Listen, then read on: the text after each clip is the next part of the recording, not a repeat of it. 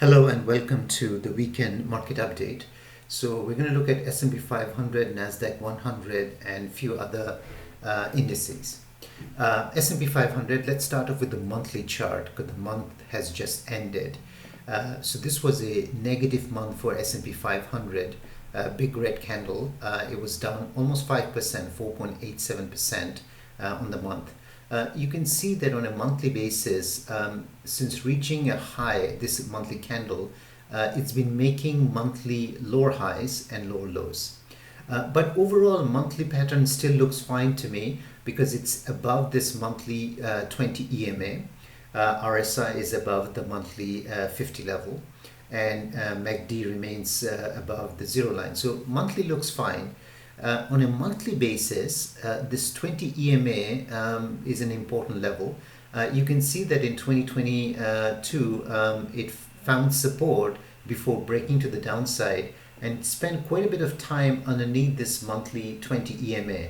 So it's entirely possible for it to come back and retest this monthly 50 level if it wants to do so. If so, the level to watch out is around 41.82. At the moment, it's around 41.82. So that's the monthly level. So let's have a look at the weekly. On a weekly basis, if I just zoom out a little bit, you can see that for the last 4 weeks, it's been down.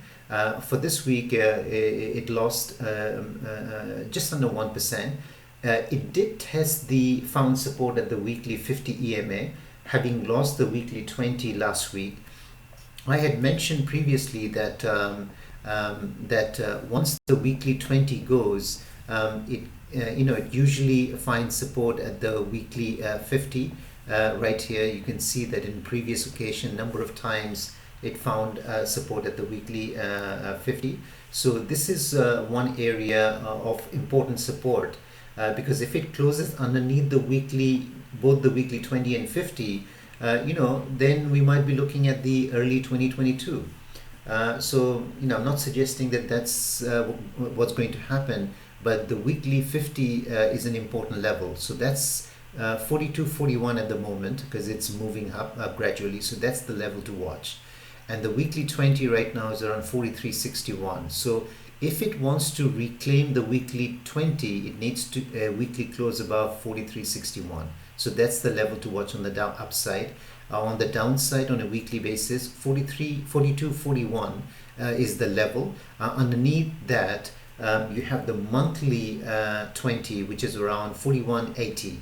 So those would be the levels to watch, going forward. RSI is below 50 for the second week in a row. Here, RSI spent like 3 weeks below 50 and then it reclaimed. So the question is whether, it's still close enough, whether it wants to do that or whether it wants to do something like this, similar to it did right here, where it fell, came up to the 50 and got rejected. So you want to keep an eye on this. So at this point, I would say that the weekly pattern is still weak. There's no need to become overly bullish at this point. As long as RSI remains below the 50, as long as price remains underneath the weekly 20, so there's no reason to be overly bullish. Only if it reclaims the weekly 20 and RSI gets back above and does something like this, okay, fine, game on now. Let's have a look at on a daily basis. So what do we see on a daily basis? On a daily basis, you can see the price is well below the daily 20 and 50 EMA. They've crossed right here and they're moving lower. So these two are now going to act, provide a dynamic resistance. So if you see, move back up to this level, we could see another move to the downside. So just be aware of it. The levels to watch would be 4,400. So this pink line is just over 4,400, 4,410. So until and unless it clears these two, there's no reason to be bullish at all. RSI is daily basis is well below the 50. So it could do something like this. Only if it does something like this, that's when I will turn bullish on a daily basis. So that's as far as S&P 500 is concerned. And obviously, if this level is breached, then the 200-day moving comes in, which is around 4,200. So this is 4,200. 4180 85 is where the monthly 20 is sitting. So those would be the levels on the downside, and on the upside, you want to see it clear this the daily 20, which is at the moment at 4410, but it's moving lower. So each day it's going to get a little bit lower. So those would be the levels I'd be watching. So S&P 500 still has work to do. This weekend, the Democrats and the Republicans, they agreed to not shut down the government. So that could see a bounce on Monday. But until and unless we see a clearance of these moving averages, then be a little bit cautious. Now let's have a look at the economic calendar to see what can we expect. So in terms of the economic calendar, so on Monday we have the ISM PPI. Manufacturing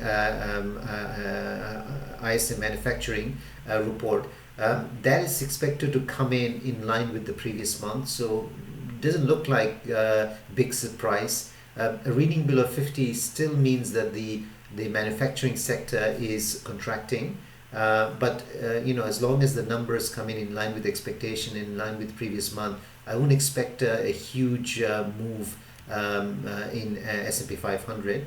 Tuesday we have the JOLTS report, that could provide some indication as to what might happen later in the week when the non-farm payrolls come out.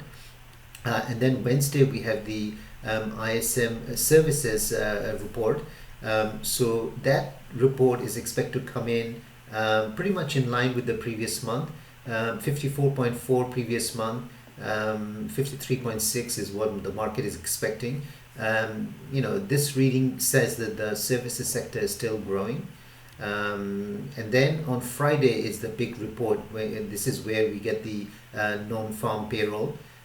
So last month the economy added 187,000 jobs. Market is looking for economy to add 163,000. So let's have a look at the trend in the number of jobs created. You'll notice that in August and September, economy used to add over 300,000 jobs. Since then, it's moved back under 300,000. You can see for a number of months it's been above 200, and then over the last few months it's been adding under 200,000. So if this month economy adds 163, so this would be another reading underneath 200. So you can see gradually the economy is beginning to add less and less new non-farm payrolls, but nonetheless it is still adding jobs. So the economy, the labor market is still quite strong. In terms of the other metrics to watch when the non-farm payroll comes out, unemployment report rate is expected to remain pretty much the same as the previous month, 3.7 versus 3.8. In terms of wages, year over year, pretty much unchanged, 4.3. Market, Federal Reserve would like this to come down. So at the moment, it's still holding steady. If we look at the trend for this one, so what do we see? It used to be over 5%. Now it's gradually moved down to around 4%. I think the Federal Reserve would like to see move back further. So there's some work to do on this one. And month over month, wage increases last month was 0.2, 0.3 expected this month. So if the numbers come in line with expectation, again, not sure that the market is going to move one way or the other in a big way.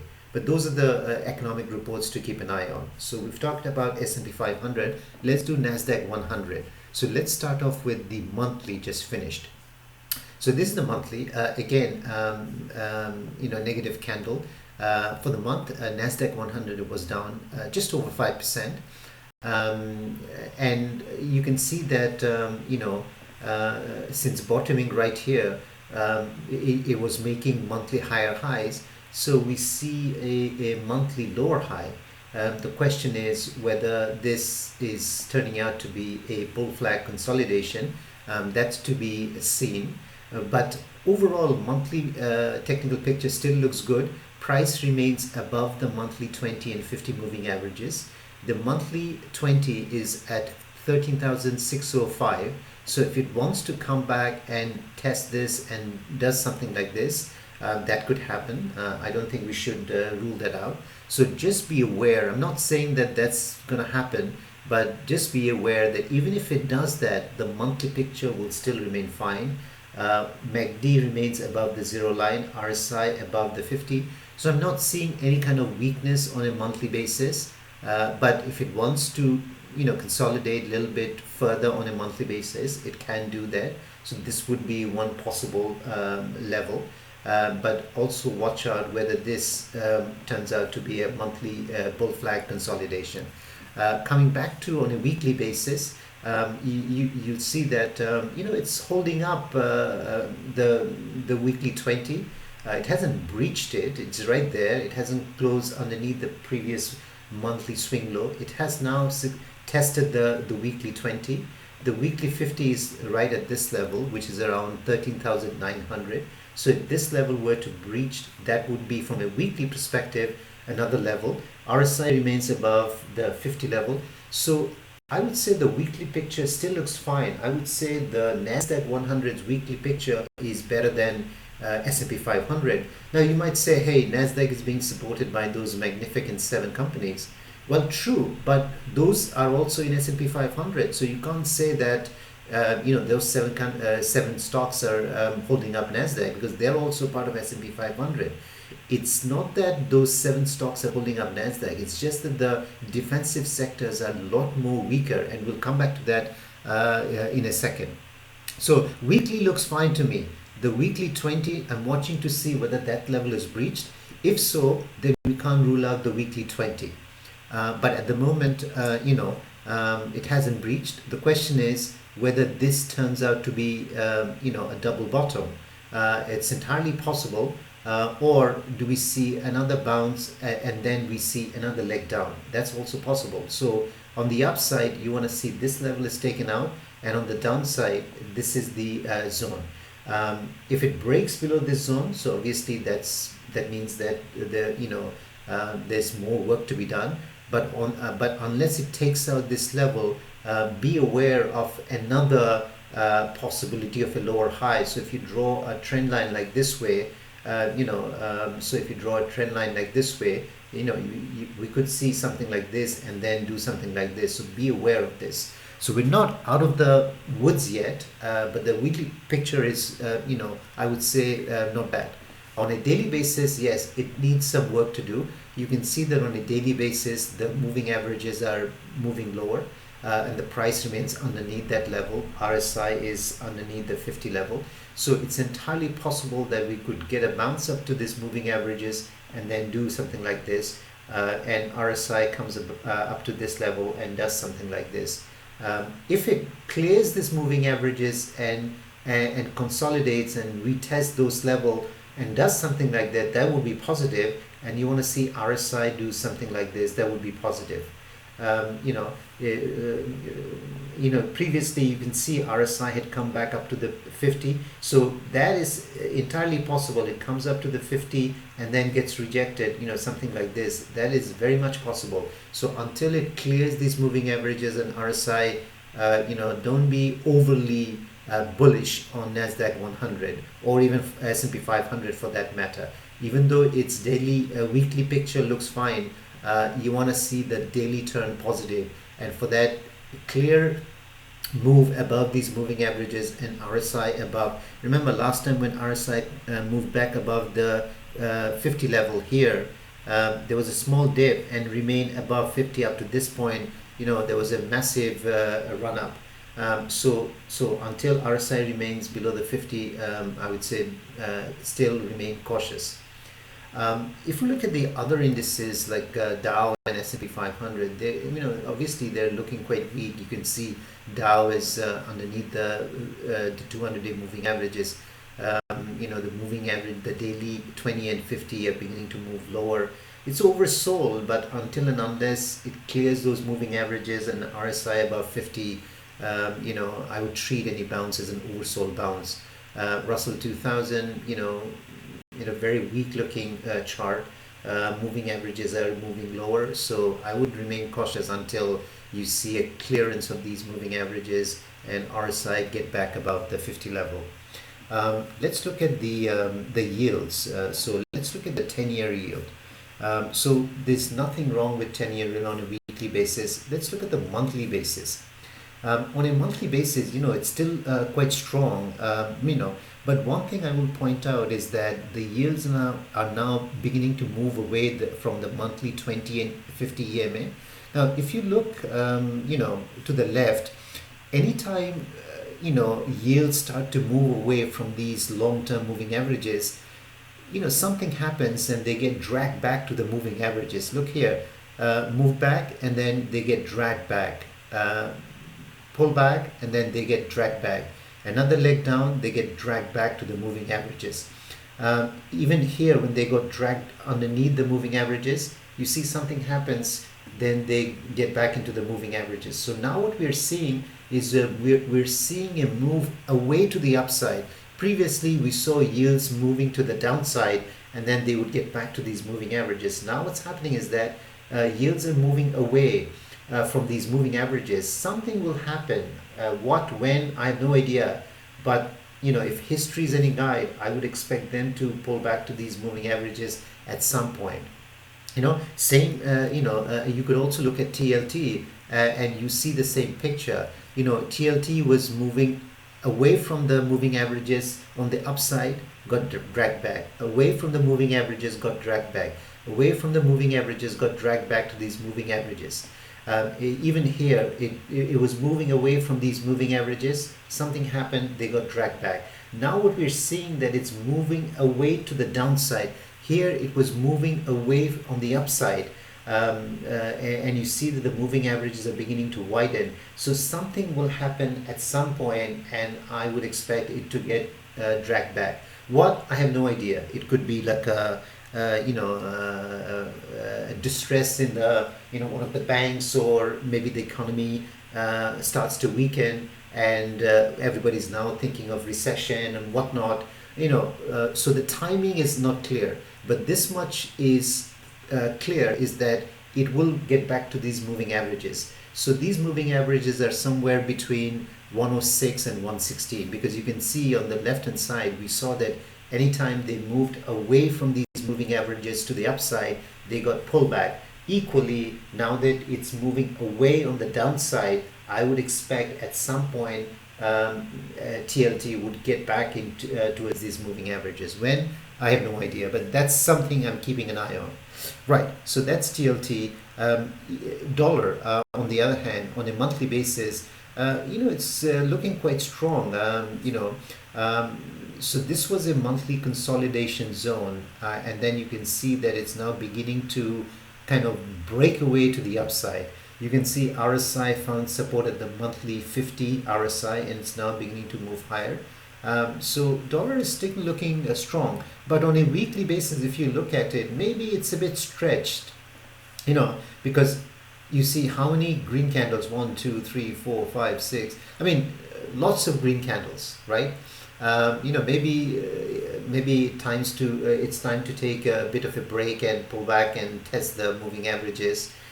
You can see MACD looks very strong. It's crossing above the zero line. See, since falling below the zero line, it spent long time below the zero line. Now it's crossing above. Last time when it crossed above the zero line, it did this. I'm not saying that it's going to do something like this, but this is looking quite strong. You see RSI is moving higher, not showing any sign of reversal.